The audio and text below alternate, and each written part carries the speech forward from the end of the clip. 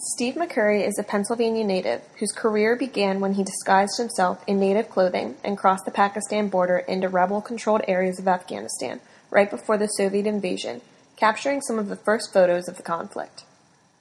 McCurry is a frequent photographer for the National Geographic, and he is best known for his 1985 image entitled Afghan Girl. His photos are portrayed on his website and blog, as well as in various museum exhibits around the world and the National Geographic. McCurry focuses on the consequences of war, both on the natural landscapes of war-torn countries as well as in the faces of people in those countries. He is quoted saying, "Most of my images are grounded in people. I look for the unguarded moment, the essential soul peeking out, experience etched in a person's face. I try to convey what it is like to be that person, a person caught in a broader landscape that you could call the human condition."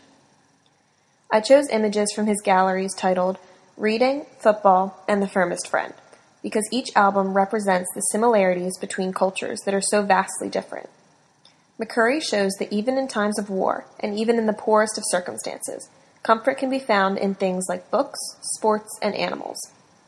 Oftentimes it is surprising to see similarities to a culture one may never feel a connection to.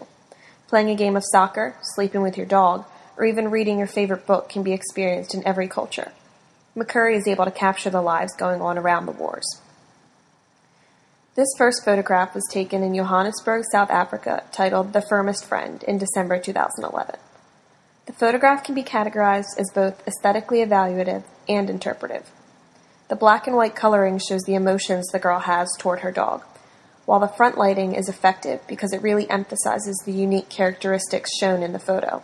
In particular, it draws your attention to the dog's different eyes. McCurry chose a bullseye and head-on shot, which makes the girl and her dog the focus of the photo. It really draws the viewer's eye to them and makes the focus of the photo unquestionable. The second photo is called To Light a Fire and was taken in Bamiyan, Afghanistan in June 2013. The image falls under both aesthetically evaluative because of the analogous colors throughout the shot, as well as interpretive. McCurry uses natural combination lighting to frame the shot.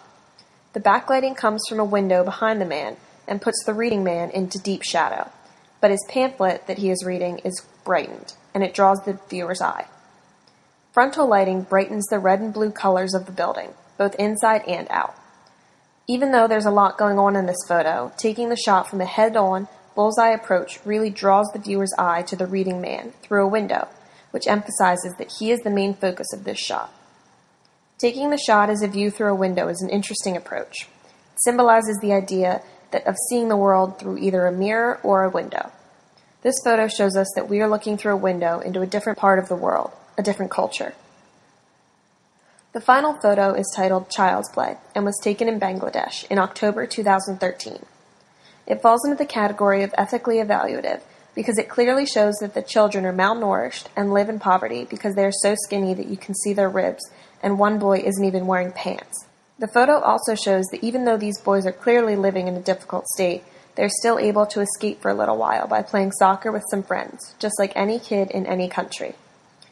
McCurry used the natural diffused lighting of a rainy day to set a somber mood, showing that even though they are playing soccer and having fun, they are still living very difficult lives. He also uses the rule of odds to draw the focus to the boy in the center playing with the ball, while he has two friends on either side of him.